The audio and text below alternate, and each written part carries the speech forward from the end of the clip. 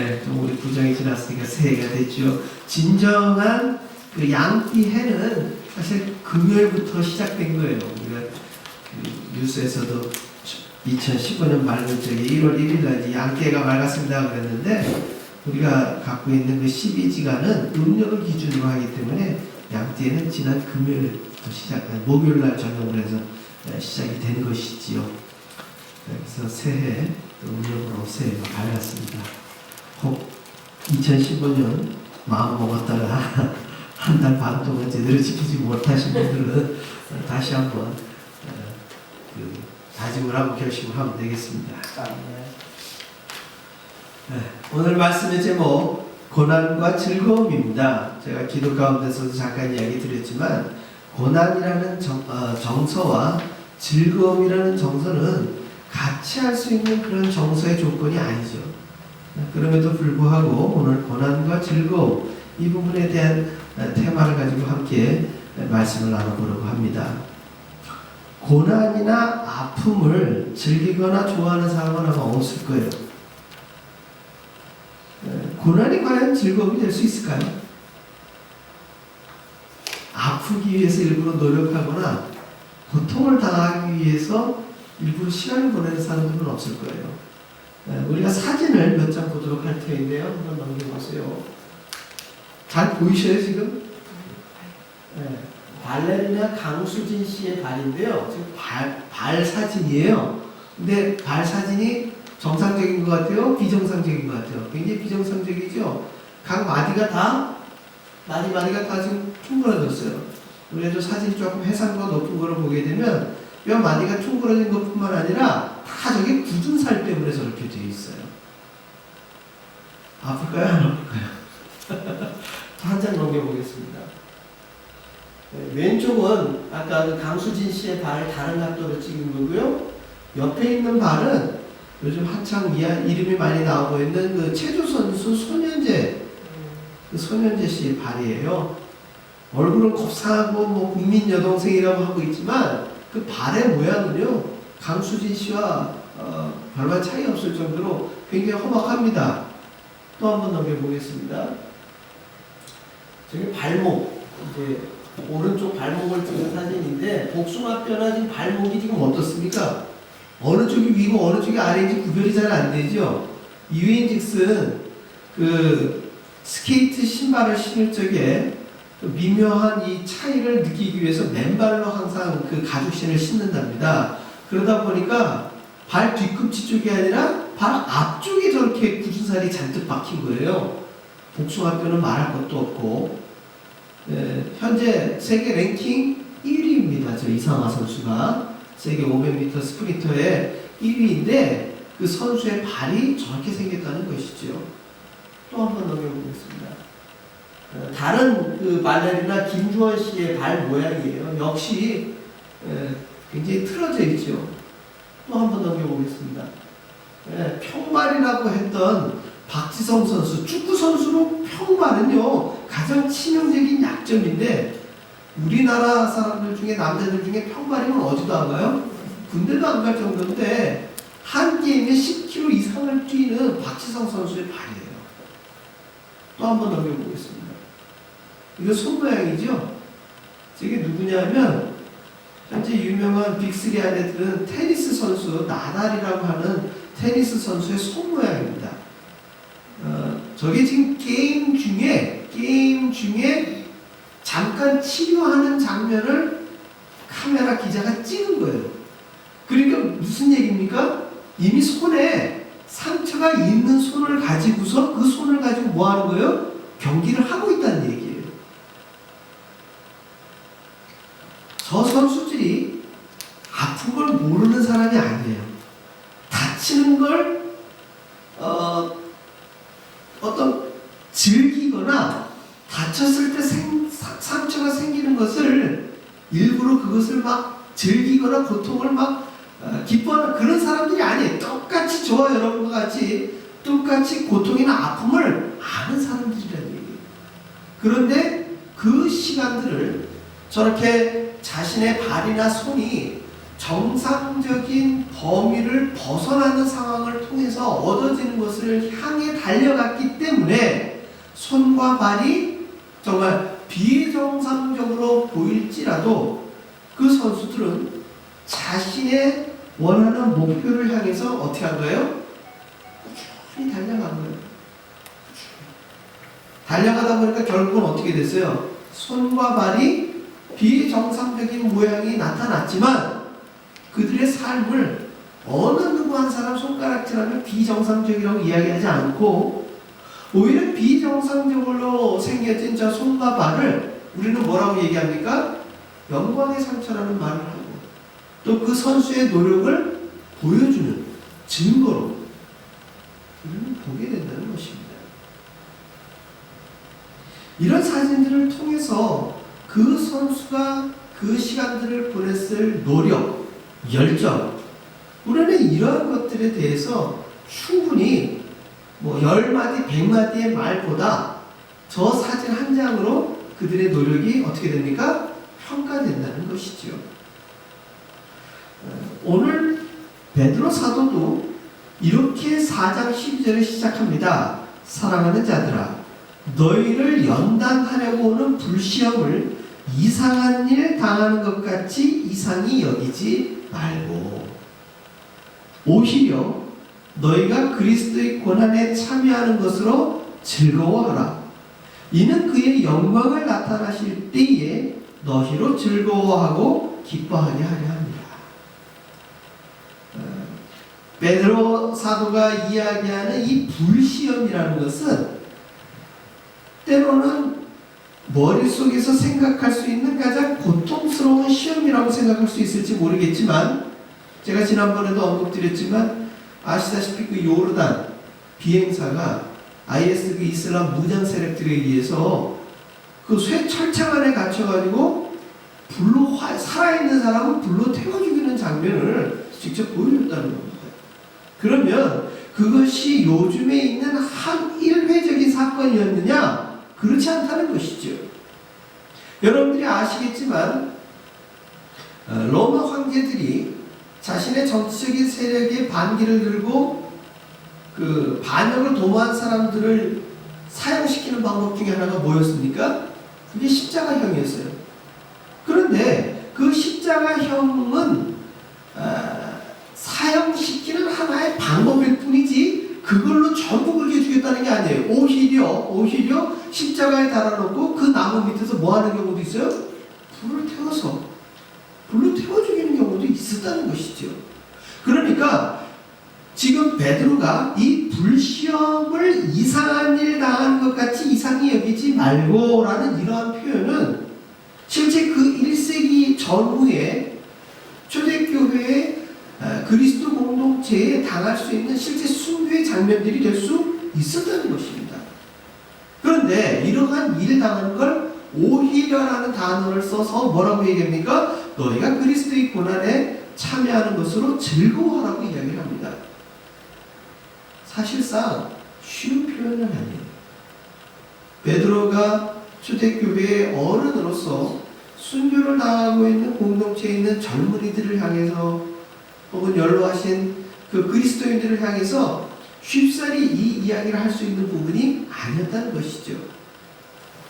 마태복음 5장 10절에서 12절에 예수님은 일찍이 이렇게 이야기를 했습니다. 의의를 위하여 박해를 받은 자는 복이 있나니 천국이 그들의 것임이라. 나로 말미암아 너희를 욕하고 박해하고 거짓으로 너희를 거슬러 모든 악한 말을 할 때에는 너희에게 복이 있나니 기뻐하고 즐거워하라. 하늘에서 너희의 상이 크니라. 너희 전에 있던 선지자들도 이같이 박해하였느니라. 우리가 당하는 고난과 고통은 사실 주님을 위한 것이기보다는 저와 여러분의 삶 속에서 얻어진 나 중심적인 삶에서 때로 생기는 고민과 고통이 더 많아요. 무슨 얘기냐 하면 우리가 어제 저녁에도 밤잠 이루지 못해서 뒤척이거나 혹은 오늘 내 육신 가운데 있는 고통 때문에 예배에 집중하지 못한다면 그거는 사실 누구 때문이에요? 그건 나 자신 때문이라는 얘기예요. 감기 몸살에 걸려서 혹은 어디가 아파서 이런 부분들은 다 내가 중심이 되는 것이지, 내가 주님을 위해서 지금 고통을 당한다든지 내가 신앙을 위해서 내 육신의 어떤 고난을 지금 참고 있는 경우는 21세기를 살아가는 저와 여러분의 삶 속에서는 굉장히 드문 일이라는 것이죠. 그럼에도 불구하고 오늘 베드로 사도는 주님을 섬기는 일에 최선을 다할 때 그 고난마저도 주님께서 기쁨과 즐거움으로 변화시키는 그 은혜의 비밀이 우리 신앙 속에 담겨져 있노라고 이 노사도는 이 편지글을 통해서 우리 가운데 선포하고 있는 것입니다. 고난을 통한 즐거움, 고난을 통한 어떤 기쁨, 참 이 테마는 쉽게 이야기할 수 있는 테마는 아닙니다.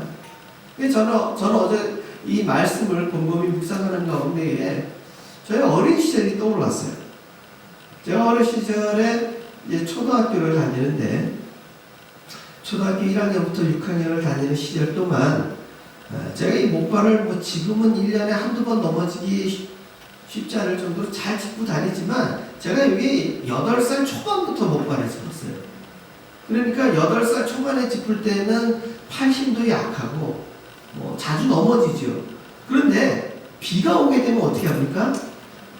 비가 오게 되면 미끄러지는 정도가 아니라 걸을 수가 없어요. 그래서 저희 어머님이 저를 업으셔요. 저를 업고 이 목발 2개를 손에 쥐고 또 가방까지 손에 쥐고 이렇게 뒤로 저를 업으십니다. 그럼 비가 오면 어떻게 돼요? 그럼 저는 등 뒤에 업혀서 제가 우산을 받치고 가는 거예요. 저희 집에서 초등학교까지 여기 미국 거리로 치면 1마일이 조금 더 넘어요.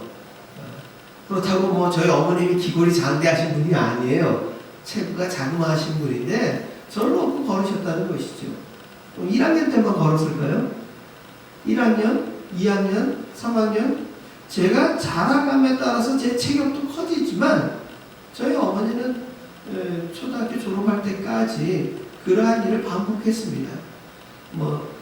우리 한국의 날씨를 아시겠지만 우기와 건기가 있어서 비가 며칠 오고 맙니까? 그게 아니잖아요. 어느 때 부지불식하게 비가 올 수 있어요. 그러한 날이면 늘 그렇게 걸으셨다는 것이죠. 제가 저학년이었을 때야 엄마가 업고 걷는 게 일상이었기 때문에 익숙했지만 이제 저는 나이를 먹으니까요 민망한 거예요. 그럴 때마다 제가 우산을 받치고 가면서 이야기하죠. 엄마 힘들지? 내가 걸을까? 엄마 팔 아프지? 그럴 때마다 어머니는 뭐라고 이야기하셨을까요?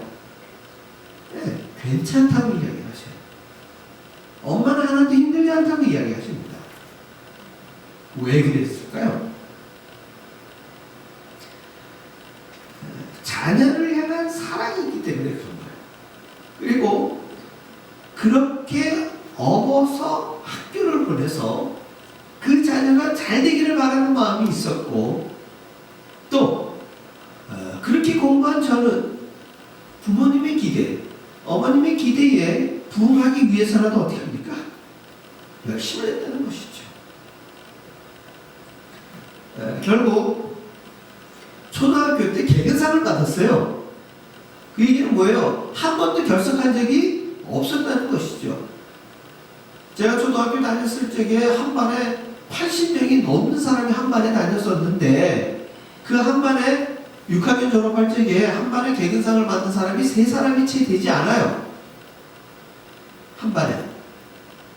그런데 제가 개근상을 받았다는 것은 저의 열심만 있었을까요? 그렇지 않았다는 것이죠. 우리의 신앙의 길 속에 우리는 내가 열심을 내고 내가 신앙이 좋은 거라고 착각할 때가 많아요. 그렇지만 우리가 예배의 자리를 지키고 십자가의 예수님 앞에 오늘도 나와서 우리가 예배 드릴 수 있는 힘은 실질적으로 누가 주시는 거예요? 그게 바로 주님께서 주시는 은혜라는 것이요. 이 자리에서 우리가 예배를 드릴 수 있는 힘은 바로 주님께서 우리가 이성적으로 깨닫지 못한다 할지라도 우리 안에 영으로 함께 하시는 하나님의 힘이 우리를 오늘 이끌고 계시는 거예요. 그건 단순히 주일 예배를 드리는 것을 넘어서고 우리에게 주어지는 이 땅의 삶을 신앙인으로서 살아갈 수 있는 힘이 바로 주님 주시는 은혜 가운데 있다는 것입니다. 이 사순절 기간을 지낼 때에 제가 말씀드렸죠. 그리스도의 고난과 그분의 삶의 자리를 우리가 기억해 보자고. 이것은 어떤 의미에서 우리의 이성적인 기억만 갖고서는 쉬운 일이 아닙니다. 그것은 우리의 믿음의 고백들이 있어야 된다는 얘기예요. 어떤 분이 지은 시를 제가 잠시 한번 읽어드리도록 하겠습니다. 제목은 두꺼비 집이에요. 자식들은 가방을 메고 학교로 가면 아버지는 흙 묻은 신발에 작업복을 입고 아파트 신축 공사장으로 가셨다. 해종일 땀에 전 러닝 셔츠를 벗으면 수돗물에 등목을 하시던 아버지의 어깨는 붉은 띠가 선명하게 그어져 있었다. 밤이면 5 식구 이불 속에서 발가락끼리 마주보며 하루 일과를 묻다가 전기도 집이 있고 땅콩도 집이 있는데 머리 굵은 자식들이 한 방에서 자는 걸 아버지는 촉촉한 목소리로 미안해 하셨다. 검게 그을린 얼굴로 허기와 목마름을 참으며 공사장을 누비다 겨울이 오면 일손을 돌려야 했으므로 손에 쥔 모래알처럼 빠져나가는 월세가 세상에서 제일 무섭다던 아버지. 아버지의 두 손은 자식들 모르게 두꺼비를 닮아갔고 걸음걸이 또한 두꺼비처럼 느려졌다. 아버지는 꿈에도 소원이었던 두꺼비 집에서 금잔디 이불을 덮고 긴 겨울잠을 주무셨다.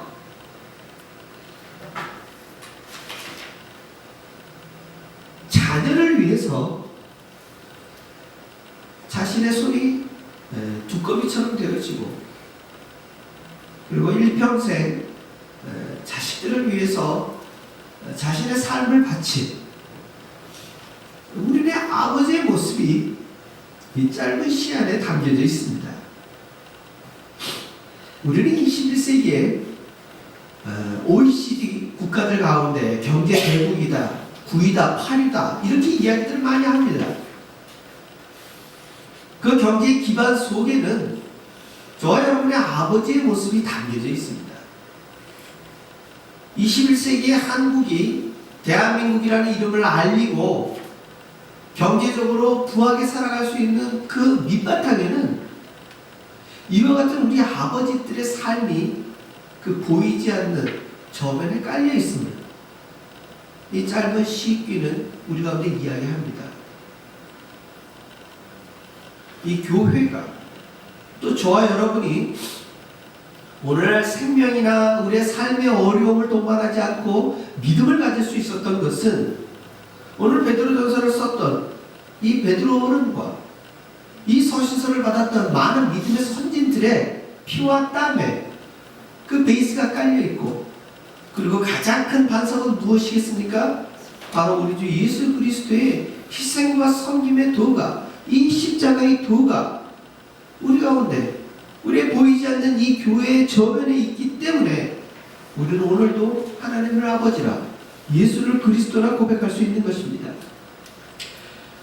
베드로 사도는 4장 14절에 이렇게 고백합니다. 너희가 그리스도의 이름으로 치욕을 당하면 복 있는 자로다. 영광의 영, 곧 하나님의 영이 너희 위에 계심이라. 할렐루야. 우리가 깨닫기 이전에, 우리가 믿음으로 고백하기 이전에, 심지어 우리가 예수를 알기 전 전에 하나님은 우리 모든 이들을 위해서 독생자 예수 그리스도를 이 땅에 보내주셔서 이 모든 믿음의 반석을, 믿음의 베이스를, 구원의 반석을, 구원의 베이스를 깔아 놓으신 것입니다. 따라서 우리는 믿지 않는 이들이 당하는 자신의 죄악으로 인한 고통을 동일하게 당하지 않으므로 구별된 삶을 살기를 소망하는 마음을 오늘 우리 가운데 말씀 중에 전하고 있지 않습니까? 15절로 18절을 보십시오. 너희 중에 누구든지 살인이나 도둑질이나 악행이나 남의 일을 간섭하는 자로 고난을 받지 말려니와 만일 그리스도인으로 고난을 받으면 부끄러워하지 말고 도리어 그 이름으로 하나님께 영광을 돌리라. 하나님의 집에서 심판을 시작할 때가 되었나니 만일 우리에게 먼저 하면 하나님의 복음을 순종하지 아니하는 자들의 그 마지막은 어떠하며 또 의인이 겨우 구원을 받으면 경건하지 아니한 자와 죄인은 어디에 서리요. 당하고 있는 겪는 순간의 고통은 쉽게 아물거나 치료받기 어렵습니다. 칼에 베어도 그 상처가 아무는 데는 며칠 걸리지 않습니까? 그러나 그러한 시간을 지날 때 우리는 이 신앙의 고통을 겪고 믿음의 고난을 당하는 많은 믿음의 조상들이 무엇을 바라봤습니까? 그 고난과 고통 뒤에 있는 우리 주님을 기대했다는 것입니다. 우리 함께 읽어볼 성경 구절을 한번 말씀드리겠습니다. 히브리서 11장 34절로 40절 말씀입니다. 히브리서 11장 34절로 40절, 그리고 12장 1절로 13절까지니까는요, 우리 히브리서 11장 34절로 펴서 저와 여러분이 한 절씩 12장 13절까지 교독을 할 터인데요, 제가 드리는 어떤 설교의 말씀보다 그 시대 가운데 그리스도인들이 당하는 고난을 왜 당하고 그들은 그 고난을 어떻게 이겼는지 성경이 정확하게 우리 가운데 증거하고 있는 말씀을 우리는 오늘 말씀을 통해서 만나보도록 하겠습니다. 제가 먼저 읽겠습니다. 불의 세력을 멸하기도 하며 칼날을 피하기도 하며 연약한 가운데에서 강하게 되기도 하며 전쟁에 용감하게 되어 이방 사람들의 진을 물리치기도 하며 여자들은 자기의 죽은 자들을 부활로 받아들이기도 하며 또 어떤 아들은 더 좋은 부활을 얻고자 하여 심한 고문을 받되 옳지 아니하였으며 또 어떤 이들은 조롱과 채찍질뿐 아니라 결박과 옥에 갇히는 시련도 받았으며 돌로 치는 것과 벽으로 캐는 것과 시험과 칼로 죽음을 당하고 양과 염소의 가족을 믿고 유리아의 궁핍과 한난과 학대를 받았으며 이런 사람은 세상이 감당하지 못하느니라. 그들이 광야와 산과 동굴과 통굴에 유리하였느니라. 이 사람들은 다 믿음으로 말미암아 징벌을 받았으나 약속을 받지 못하였으니 이는 하나님이 우리를 위하여 더 좋은 것을 예비하셨은즉 우리가 아니면 그들로 온전함을 이루지 못하게 하려 하심이라. 그러므로 우리에게 구름같이 둘러싼 허다한 징계가 있으니 모든 무거운 것과 운명의 신비를 써버리고 인내로 수고하여 당할 경주를 하나요. 믿음의 주여 또 온전케 하시는 이인 예수를 바라보자. 그는 그 앞에 있는 기쁨을 위하여 십자가를 참으사 부끄러움을 개의치 아니하시더니 하나님 보좌 우편에 앉으셨느니라. 너희가 피곤하여 낙심할 때에 죄인들이 같이 자기에게 그의 하나님을 참으심을 생각하라. 너희가 죄와 싸우되 아직 피 흘리기까지는 대항하지 아니하고 또 아들들에게 구하는 것 같이 너희의 권면한 말씀으로 이르렀을 때 내 아들아 주의 징계를 괜히 여기지 말며 그에게 구심을 받을 때 낙심하지 말라. 주께서 그 사랑하시는 자를 징계하시고 그가 받아들이시는 아들마다 채찍질 하심이라 하였으니 너희가 참은 징계를 받기에 의하여 하나님의 아들과 같이 영을 대하시나니 어찌하고 그가 징계하지 않는 아들이 있으리요. 징계는 다 받는 것이거늘 너희에게 없으면 사생자요 친아들이 아니니라. 또 우리 육신 아버지가 우리를 징계하여도 공경하였거든 하물며 모든 영의 아버지께 더욱 복종하는 살려지 않으리라. 그들은 잠시 자기의 뜻대로 우리를 징계하였거니와 오직 하나님은 우리의 유익을 위하여 그의 거룩하심에 참여하게 하셨느니라. 무릇 징계가 당시에는 즐거워 보이지 않고 슬퍼 보이나 후에 그로 말미암아 연단받은 자들은 의와 평강의 열매를 맺느니라. 그러므로 피곤한 손과 연약한 무릎을 일으켜 세우고 너희 발을 위하여 곧은 길을 만들어 저런 다리로 하여금 어그러지지 않고 고침을 받게 하라. 아멘. 그러므로 우리에게 주어진 모든 고난은 우리 주님을 따르는 즐거움의 자리요 은혜 받는 자리요 의와 평강의 열매를 맺기 위한 하나님의 배려임을 여러분 기억하시기 바랍니다. 고난을 통해서 주님께서 주시고자 하시는 즐거움을 우리가 저와 여러분의 주어진 삶 속에 누릴 때에 우리는 비로소 하나님의 마음을 알 수 있다는 것입니다. 주님은 우리의 고난을 즐기시거나 아주 고소하게 기뻐하시는 분이 결코 아닙니다.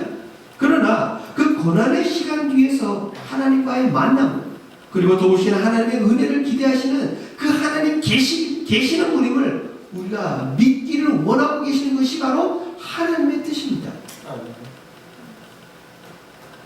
베드로전서 4장 19절 그러므로 하나님의 뜻대로 고난을 받는 자들은 또한 선을 행하는 가운데 그 영혼을 믿으신 창조주께 의탁할지어다. 할렐루야. 저와 여러분의 마음을 낙심하거나 약해지는 그 마음을 우리 마음속에 담아두고 끝내지 마시고 우리 주님 앞에 내어놓고 주님 주시는 한량없는 은혜와 기쁨을 저와 여러분의 고난의 자리에서 고통의 자리에서 즐거움으로 변화되는 그 놀라운 비밀을 날마다의 삶 속에서 경험하시기를 주의 이름으로 축원합니다. 아멘. 기도하겠습니다. 할렐루야. 아버지 하나님, 오늘도 이 십자가 앞에 우리가 믿음으로 간구하는 것은 우리 주 예수 그리스도께서 십자가에서 물과 피를 다 쏟으시기까지 우리를 구원하시기 위하여 그 고통을 참으시고 인내하셨음을 담기로 원하는 마음이 있음을 고백합니다.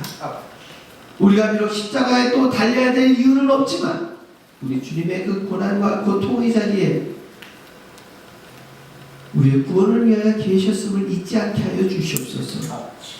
그러함으로 말미암아 우리에게 주어진 이 땅의 삶이 비록 어떠한 어려움과 고난과 고통을 받는다 할지라도 우리가 그것으로 인하여 넘어지거나 슬퍼하거나 하나님을 원망하는 어리석음을 범하지 않게 하여 주시옵소서. 날마다 우리 가운데 역사하시는 하나님의 능력을 깨달아 고난과 고통의 자리에서 주님 주시는 한량없는 기쁨을 경험하는 하늘의 도를 깨닫는 믿음의 백성들의 삶이 되게 하여 주시옵소서. 예수님 이름으로 기도합니다. 아멘. 아멘.